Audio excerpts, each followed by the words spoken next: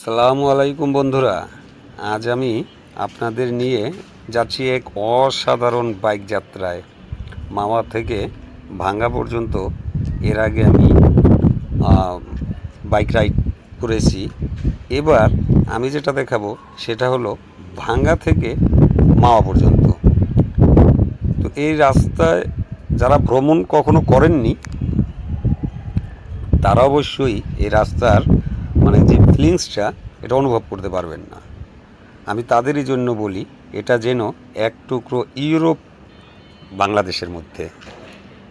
যাত্রা শুরু ভাঙা চৌরাস্তা থেকে পদ্মা সেতু পর্যন্ত।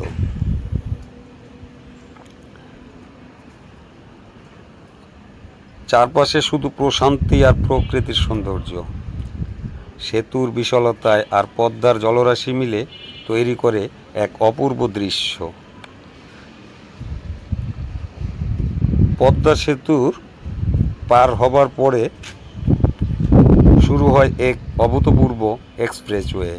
4 লেন বিশাল রাস্তা, কোনো ট্রাফিক নেই, কোনো বাধা নেই, যেন বাইকের জন্য স্বর্গ।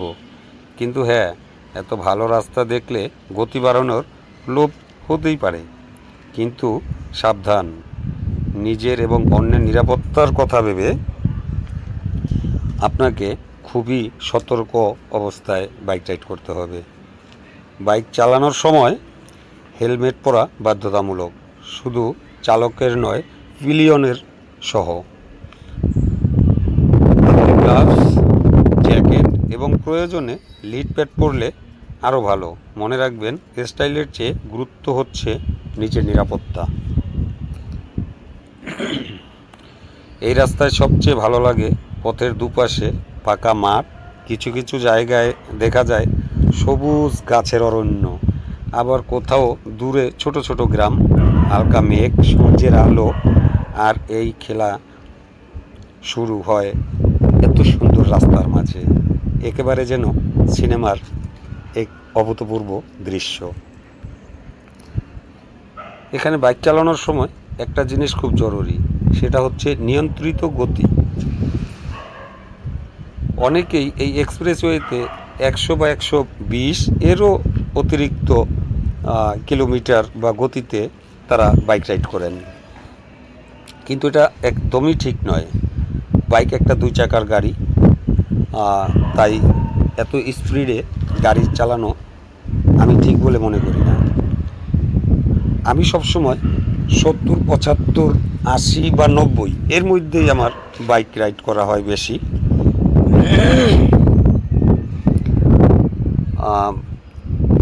এতে গাড়ি খুব সুন্দরভাবে নিয়ন্ত্রণ করা যায় এবং ঝুঁকিও কম থাকে।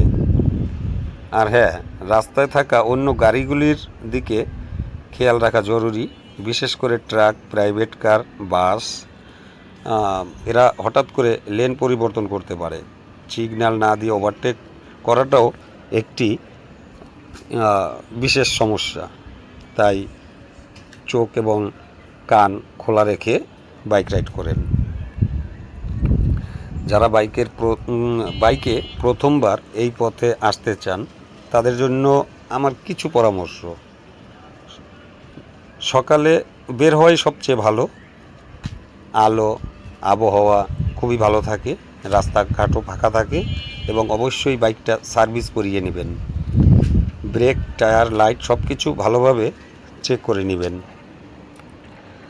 আরও একটা ব্যাপার, আপনি বেরোনোর সময় একটি পানির বোতল, হালকা কিছু শুকনো খাবার সঙ্গে রাখুন। রাস্তার পাশে থেমে কিছুক্ষণ প্রকৃতির সঙ্গে সময় কাটানো যাবে, সঙ্গে কিছু খাওয়া দাওয়া করলে শরীরটাও চাঙ্গা থাকবে। শেষ দিকে যখন ভাঙা এক্সপ্রেস ওয়ের কাছাকাছি আসি, তখন মনে হয় যেন এই রাইড কখনো শেষ না হতো। এমন সুন্দর রাস্তা যখন ছুটে চলি, তখন মনে হয় বাইক শুধু একটা বাইক নয়, এটা যেন একটা অনুভূতি। যাই হোক বন্ধুরা, এটাই ছিল আজকের বাইক রাইড ভাঙা থেকে মাওয়া পর্যন্ত। যারা বাইক ভালোবাসেন, প্রকৃতি ভালোবাসেন, তারা একবার হলেও এই পথটা রাইড করে দেখুন। মনে রাখবেন, নিরাপদে চালান, আনন্দ নিয়ে ঘরে ফিরুন। ধন্যবাদ সবাইকে। দেখা হবে পরের কোনো রাইডে, নতুন কোনো জায়গায়।